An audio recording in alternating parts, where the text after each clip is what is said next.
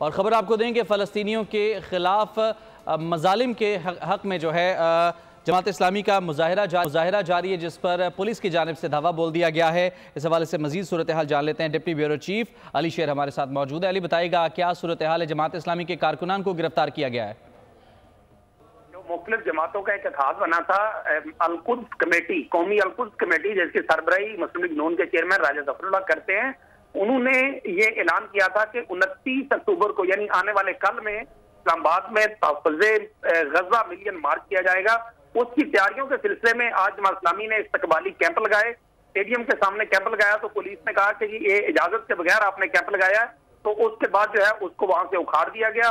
ان کے ساؤنڈ جو ہے ان کو بھی اٹھا کے لے گیا۔ اسی طرح سے کاشف چودھری جو ہے صدر تاجران بھی ہیں، جماعت اسلامی کے رہنما بھی ہیں، اسی طرح سے ترجمان عامر بلوچ ہیں، نصر اللہ رنداوا ہیں، ان کو جو ہے وہ گرفتار کر لیا گیا۔ بعد میں جماعت اسلامی کے کارکنان نے کشمیر ہائی وے بلاک کر دی۔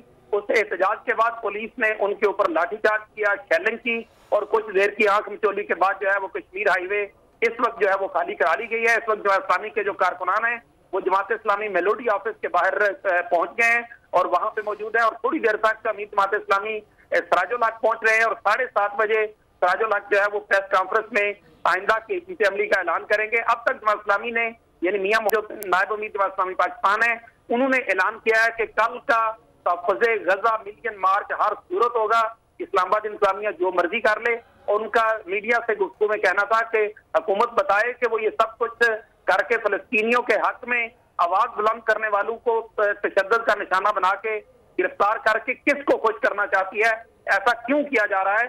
کہ ابھی کچھ ہی دیر بعد جو ہے جماعت اسلامی کے دفتر میں پریس کانفرنس ہوگی۔ جماعت اسلامی کا دعویٰ ہے جو کارکنان ہیں اور قائدین ہیں ان کو پولیس نے گرفتار کیا اور ان کو نامعلوم مقام پر منتقل کر دیا گیا ہے۔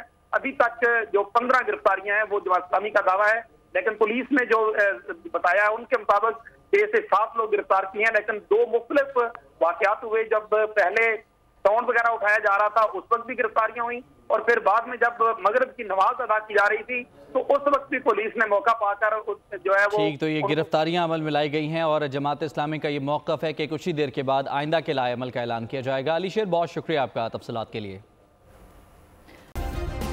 سبسکرائب کریں اور بیل دبائیں تاکہ کوئی خبر رہ نہ جائے۔